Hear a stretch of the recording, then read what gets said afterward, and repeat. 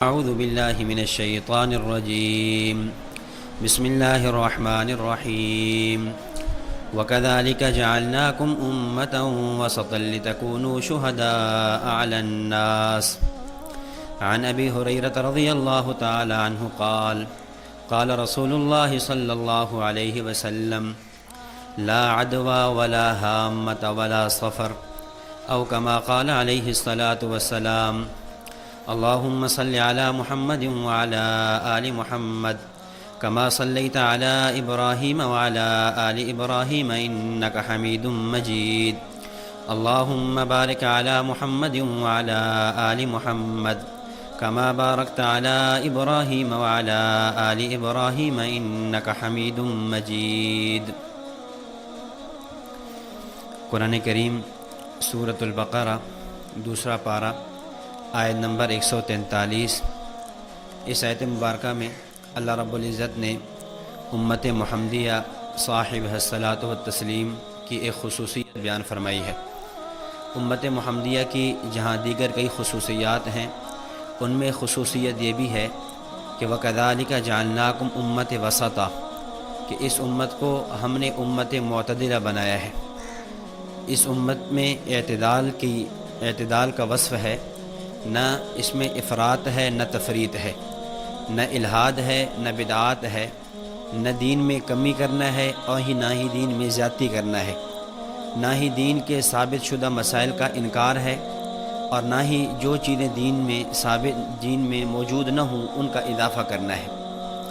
چنانچہ اہل سنت والجماعت کا بھی یہی موقف اور مسلک رہا ہے کہ وہ دین کے تمام احکام میں، تمام امور میں اعتدال کے دامن کو تھامتے ہیں، چاہے اس کا تعلق ہمارے عقائد و نظریات سے ہو، ہماری احکام و عبادات سے ہو، ہمارے اخلاق و آداب سے ہو. ان تمام کے اندر جو بنیاد ہے وہ اعتدال ہے. نہ افراط کو پسند کیا گیا ہے اور نہ ہی تفریط کو پسند کیا جاتا ہے. چنانچہ ابھی ہمارے ہاں صفر المظفر کا مہینہ شروع ہے، جو اسلامی سال کا دوسرا مہینہ ہے.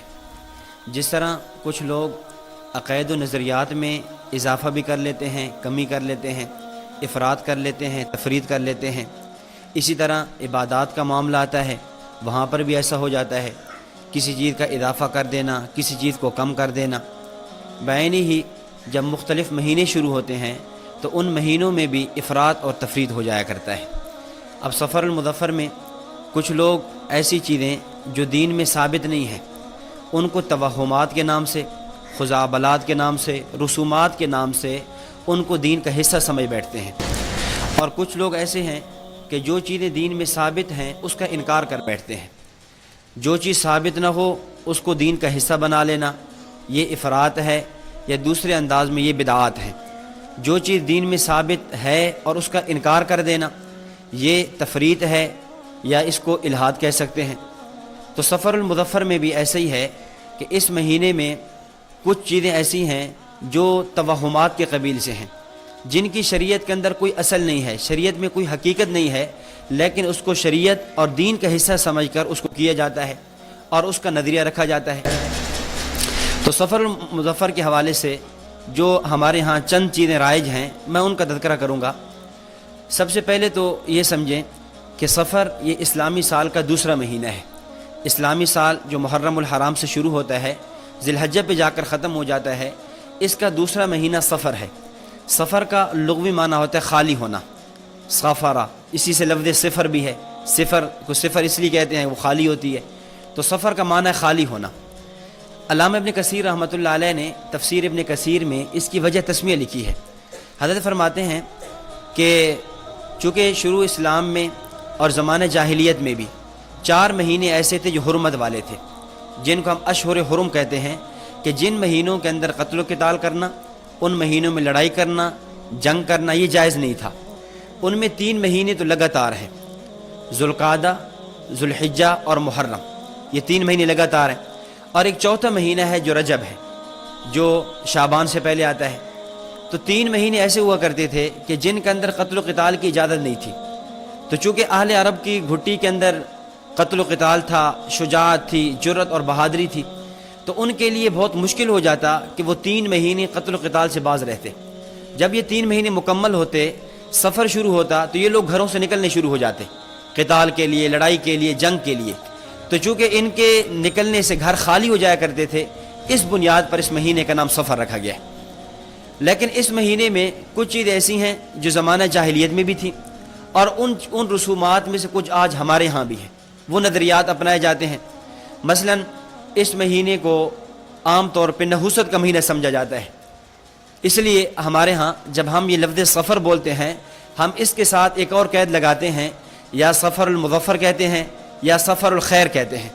مظفر، ظفر سے بمعنی کامیابی، یہ کامیابی کا مہینہ ہے، نحوست کا مہینہ نہیں ہے۔ یا سفر الخیر، یہ خیر کا مہینہ ہے، یہ شر کا مہینہ نہیں ہے۔ تو یہ جو سفر کے بارے میں ایک نظریہ تھا کہ یہ منحوس مہینہ ہے، اس مہینے میں کوئی کام کریں وہ کام پورا نہیں ہوتا، اس مہینے میں شادی نہیں کرنی چاہیے، نکاح نہیں کرنا چاہیے، کوئی اچھا کام نہیں کرنا چاہیے، یہ ایک نظریات تھے جو زمانہ جاہلیت میں بھی رائج تھے، اور ان کا مابقیہ کچھ آج بھی لوگوں کے اندر موجود ہے۔ نبی اکرم صلی اللہ علیہ وسلم نے احادیث مبارکہ میں اس نظریہ کی تردید فرمائی۔ چنانچہ صحیح بخاری کی روایت ہے، حضرت ابو ہریرہ رضی اللہ تعالیٰ عنہ سے مروی ہے، نبی اکرم صلی اللہ علیہ وسلم نے فرمایا، لا عدوى ولا طیرۃ ولا حامۃ ولا سفر، یا 4 چیزوں کی نفی فرمائی ہے کہ عدوہ، یہ جو نظریہ ہے کہ بیماری اللہ کے حکم کے بغیر متعدی ہو جاتی ہے، یہ صحیح نہیں ہے۔ ولا طیرۃ، بدشگونی کا نظریہ، یہ بھی ٹھیک نہیں ہے۔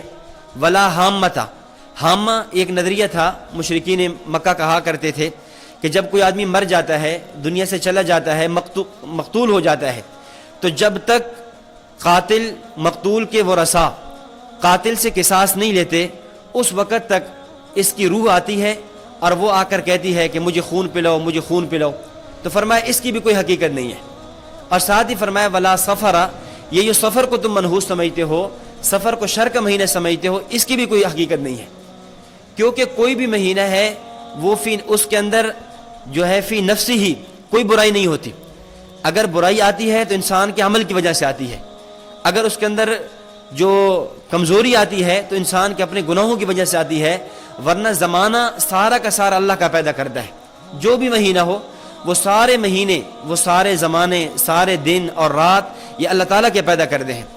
چنانچہ صحیح بخاری ہی کی روایت ہے، حضرت ابو ہریرہ رضی اللہ تعالیٰ عنہ فرماتے ہیں، حدیث قدسی ہے کہ قال اللہ تبارک و تعالی، اللہ تعالیٰ فرماتے ہیں، یؤذینی ابن آدم، ابن آدم مجھے تکلیف پہنچاتا ہے، یسب الدہر، وہ زمانے کو گالی دیتا ہے، کبھی کس مہینے کو منحوس سمجھتا ہے، کبھی کس مہینے کے بارے میں کیا تصورات، کیا نظریات اپناتا ہے، حالانکہ انا الدہر، میں ہی زمانہ ہوں، بید الامر، یہ معاملات کی جو تدبیر ہے یہ میرے ہاتھ میں ہے، اقلب اللیل والنہار، میں دن کو پلٹتا ہوں، رات کو لے کر آتا ہوں، جو کروں میں کرنے والا ہوں۔ زمانے کو برا بلا کہنا گویا مجھے برا بلا کہنا ہے۔ اس لیے کسی مہینے کے بارے میں یہ نظریہ رکھنا کہ یہ منحوس ہے، یہ غلط ہے، یا یہ جو اس مہینے کے اندر خیریں نہیں ہیں، اس مہینے کے اندر شرور ہیں، یہ بالکل غلط ہے۔ اور پھر اگر ہم تاریخ کے اندر دیکھیں تو ہمیں ایسے واقعات ملتے ہیں، اور ایک بہت بڑی تعداد میں ملتے ہیں کہ جس کے اندر سفر کے مہینے میں کیے گئے کاموں میں بڑی خیر تھی، سفر میں جو اعمال کیے گئے وہ ان میں بڑی برکت تھی، اور سفر المظفر میں تاریخ کے اندر ایسے واقعات ہیں کہ جس سے امت کے لیے ایک سبق بھی ہے اور امت کے لیے وہ مفید بھی ہیں۔ اگر سفر کا مہینہ نحوست کا مہینہ ہوتا، اگر یہ شر والا مہینہ ہوتا تو یہ نہ پیش آتا۔ مثال کے طور پہ سفر سن 7 ہجری میں قبیلہ دوس کے 70 یا ایک روایت کے مطابق 80 افراد نے اسلام قبول کیا، اور قبیلہ دوس وہی ہے جہاں کہ حضرت سیدنا ابو ہریرہ رضی اللہ تعالیٰ عنہ ہے، اور اسی موقع پہ سیدنا ابو ہریرہ رضی اللہ تعالیٰ عنہ کا بھی قبول اسلام ہے۔ اگر سفر اتنا شر کا مہینہ ہوتا، سیدنا ابو ہریرہ جیسا محدث جس سے تقریباً 5200 روایات مروی ہیں، سب سے بڑے محدث، کتب احادیث میں اکثر روایات ان کی نقل کی جاتی ہیں، ان کا ایمان لانا اسی مہینے میں، اور صرف وہ خود نہیں بلکہ ان کے ساتھ 70 یا 80 افراد ان کے قبیلے کے وہ اسلام لا رہے ہیں۔ اسی طرح نبی اکرم صلی اللہ علیہ وسلم نے اپنی عمر مبارک کے آخری سال میں سن 11 ہجری میں سفر کے مہینے میں آپ علیہ الصلوۃ والسلام نے حضرت فیروز دہلوی رضی اللہ تعالیٰ عنہ کو بھیجا کہ جائیں مدعی نبوت اسود انسی کو قتل کریں۔ تو حضرت فیروز دہلوی رضی اللہ تعالیٰ عنہ کو اس اہم مہم کے لیے بھیجنا، مدعی نبوت کے خاتمے کے لیے، قتل کرنے کے لیے بھیجنا، یہ اس بات کی دلیل ہے کہ سفر شر کا مہینہ نہیں ہے، ورنہ اتنا بڑا اور اہم کارنامے کے لیے سفر جیسے مہینے کا انتخاب نہ کیا جاتا۔ اسی طرح نبی اکرم صلی اللہ علیہ وسلم کی پیشن گوئی تھی۔ آپ علیہ السلام نے فرمایا تھا کہ ایک وقت آئے گا کہ کسرا فتح ہو جائے گا۔ ظاہر ہے اس وقت دو بہت بڑی طاقتیں تھیں، ایک طاقت کیسر کی تھی، ایک کسرا کی تھی، اور آپ علیہ الصلوۃ والسلام کی یہ پیشن گوئی سیدنا عمر رضی اللہ تعالیٰ عنہ کے دور خلافت میں پوری ہوتی ہے۔ سن 16 ہجری میں سیدنا عمر رضی اللہ تعالیٰ عنہ کے زمانے میں سفر 16 ہجری میں یہ کسرا فتح ہوتا ہے۔ تو اتنی بڑی مسلمانوں کے لیے ایک فتح جو ہے وہ اسی مہینے میں اس کی نوید اور خوشخبری لے کر آتی ہے۔ اور اگر آپ دیکھیں بنو امیہ کا جو دور ہے، خلافت بنو امیہ کا جو زمانہ بنتا ہے، جو سن 40 ہجری سے شروع ہوتا ہے اور 132 پہ جا کر ختم ہوتا ہے، تو یہ تقریباً جو 92 سال ہیں بنو امیہ کے دور کے، ان 92 سالہ بنو امیہ کے دور خلافت میں سب سے اہم ترین جو دور ہے وہ سیدنا عمر بن عبدالعزیز رحمۃ اللہ علیہ کا دور خلافت ہے۔ عمر بن عبدالعزیز رحمۃ اللہ علیہ کے دور خلافت کے 2 سال، عمر بن عبدالعزیز رحمہ اللہ کا دور خلافت صفر 99 ہجری سے شروع ہوتا ہے اور 101 ہجری پہ جا کر ختم ہو جاتا ہے۔ تو یہ وہ دور ہے جو پوری بنو امیہ کے دور کا، یعنی جس کو عصر ذہبی سنہری دور سمجھا جاتا ہے، اس دور کی ابتدا بھی کس میں ہو رہی ہے؟ سفر المظفر میں ہو رہی ہے۔ تو اگر ہم تاریخ میں دیکھیں تو بہت بڑے ایک واقعات ملتے ہیں سفر کے اندر جو خیر کیے ہوئے ہیں، لہذا یہ نظریہ، یہ کنسپٹ اور یہ تصور کہ یہ سفر شر کا مہینہ ہے، اس میں کیے جانے والا کام وہ مفید نہیں ہے، بدترین ہے، یہ ساری باتیں توہمات میں سے ہیں، ان کا حقیقت سے کوئی تعلق نہیں ہے۔ نمبر 2، دوسری چیز سفر کے بارے میں جو غلط مشہور ہے، ایک روایت جو عام طور پہ لوگوں نے مشہور کر دی ہے لیکن وہ بالکل موضوع اور من گھڑت ہے۔ وہ روایت یوں بیان کی جاتی ہے کہ من بشرنی بخروج سفر بشرتہ بالجنہ، کہ جو آدمی مجھے سفر کے ختم ہونے کی خوشخبری دے گا میں اس کو جنت کی خوشخبری سنوں گا۔ اعاذنا اللہ، آج آپ دیکھتے ہیں یہ ایسی روایت ہے جو جب سفر شروع ہو رہا ہوتا ہے یا سفر ختم ہو رہا ہوتا ہے، سوشل میڈیا کی زینت بن جاتی ہے، فیس بک پہ آ جاتی ہے، لوگ اس کو بہت زیادہ آگے شیئر کر رہے ہوتے ہیں اور لوگ سمجھتے ہیں شاید ہم بڑا دین کا کام کر رہے ہیں اور ہم ایک اہم روایت کو پھیلا رہے ہیں۔ حالانکہ یاد رکھیں یہ روایت بالکل موضوع ہے، من گھڑت ہے۔ مشہور محدث سلطان المحدثین ملا علی قاری رحمۃ اللہ علیہ نے اپنی کتاب الموضوعات الکبیر میں اس روایت کو موضوع اور من گھڑت لکھا ہے۔ علامہ عجلونی رحمۃ اللہ علیہ انہوں نے کشف الخفاء میں اس روایت کو موضوع لکھا۔ اسی طرح ہمارے حنفیہ کے مشہور محدث جرح و تعدیل کے امام گزرے ہیں علامہ طاہر پٹنی رحمۃ اللہ علیہ، انہوں نے بھی اپنی کتاب تذکرۃ الموضوعات کے اندر اس روایت کو موضوع اور من گھڑت کہا ہے۔ لہٰذا اس طرح کی روایات جو موضوع ہوں، من گھڑت ہوں، اس طرح کی روایات کے بچنا کتنا ضروری ہے اور ان روایات کے بیان کرنے پر کتنی بڑی وعید ہے۔ نبی اکرم صلی اللہ علیہ وسلم کی مشہور حدیث ہے جو درجہ تواتر تک پہنچی ہوئی ہے، من کذب علی متعمدا فلیتبوأ مقعدہ من النار، کہ جو آدمی میرے اوپر جھوٹ بولے، جان بوجھ کر جھوٹ بولے، ایسی حدیث جو میری نہیں ہے، میں نے بیان نہیں کی اور اس کی نسبت میری طرف کر دیتا ہے، فلیتبوأ مقعدہ من النار، اسے چاہیے کہ اپنا ٹھکانہ جہنم میں بنائے۔ اتنی بڑی وعید ہے موضوع روایت کے بیان کرنے پر۔ اس طرح کی یہ روایت بیان کر کے سفر المظفر کے بارے میں یہ جو کہا جاتا ہے یہ بالکل موضوع اور من گھڑت ہے، اس سے بھی بچنا ضروری ہے۔ اور تیسری بات سفر کے حوالے سے کہ سفر کی آخری بدھ، اس کو عام طور پہ لوگوں کی اصطلاح کے اندر اس کو سیر بدھ کہا جاتا ہے۔ سیر بدھ کا معنی یہ ہے کہ بعض لوگوں کا نظریہ یہ ہے کہ سفر چونکہ شر کا مہینہ ہے اور اس کی جب آخری بدھ آتی ہے شرور ختم ہو جاتے ہیں، اور دلیل یہ پیش کرتے ہیں کہ نبی اکرم صلی اللہ علیہ وسلم کی جو بیماری سفر میں شروع ہوئی تھی وہ آخری بدھ کو جا کر ختم ہو گئی تھی، اس لیے آپ علیہ الصلوۃ والسلام نے غسل صحت فرمایا، اور اس بنیاد پر لوگ اس دن کے اندر چوری بناتے ہیں، اس دن کے اندر سیر کے لیے جاتے ہیں، اچھے اچھے کھانے بناتے ہیں، ایک دوسرے کو مبارکباد دیتے ہیں، بلکہ بعض شہروں میں تو یہاں تک بھی تصور ہے کہ اس دن کو عید کے دن کی طرح سمجھا جاتا ہے، اس پر جو ہے عیدی دی جاتی ہے اور بہت عجیب و غریب خرافات کی جاتی ہیں، حالانکہ اس کا حقیقت سے کوئی تعلق نہیں ہے۔ پہلی بات تو یہ ہے کہ اگر نبی اکرم صلی اللہ علیہ وسلم کی بیماری کو دیکھیں تو بیماری سفر کی آخری بدھ کو شروع نہیں ہوئی، ختم نہیں ہوئی بلکہ شروع ہوئی ہے۔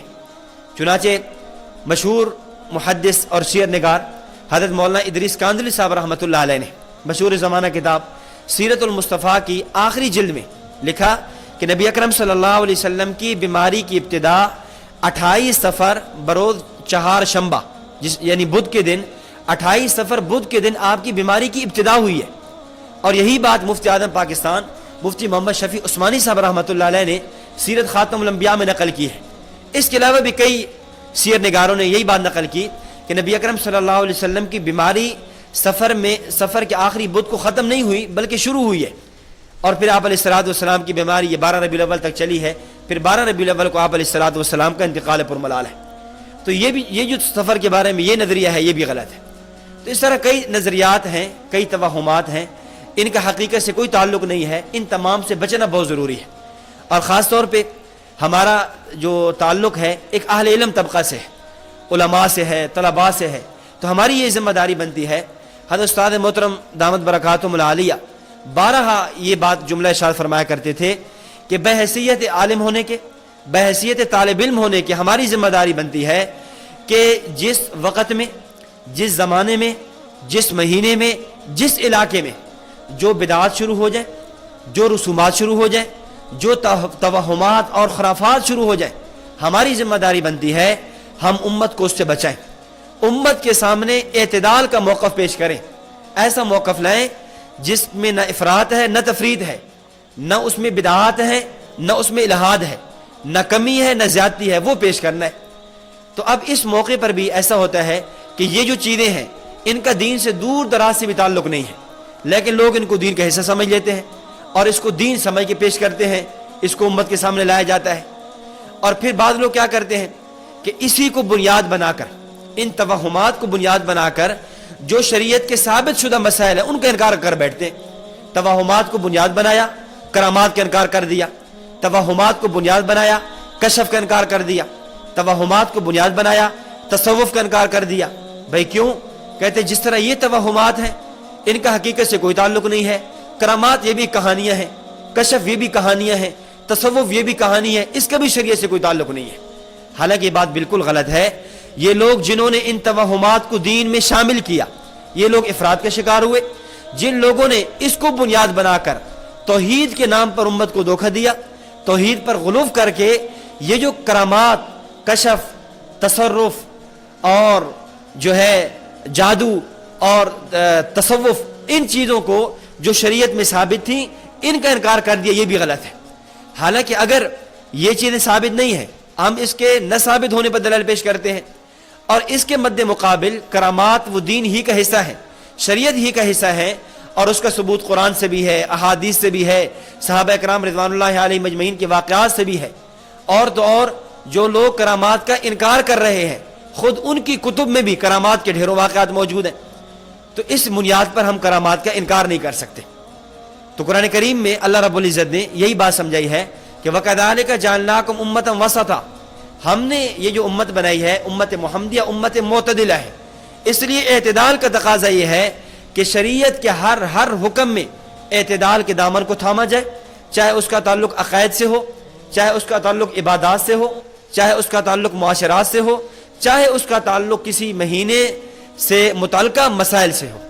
تو یہ جو سفر المظفر کے حوالے سے کچھ خرافات ہیں یا کچھ بدعات ہیں یا کچھ توہمات ہیں اور امت کے اندر عام کر دیے گئے ہیں, ان سے ہمیں بچنا چاہیے اور امت کو بچاتے رہنا چاہیے. اللہ تعالیٰ سے دعا ہے کہ اللہ رب العزت صحیح معنوں میں اہل سنت والجماعت کے مسلک پر کاربند رہنے کی اور مسلک اعتدال کو تھام کر افراط اور تفریط سے بچ کر زندگی گزارنے کی توفیق عطا فرمائے. وآخر دعوانا ان الحمد للہ رب العالمین.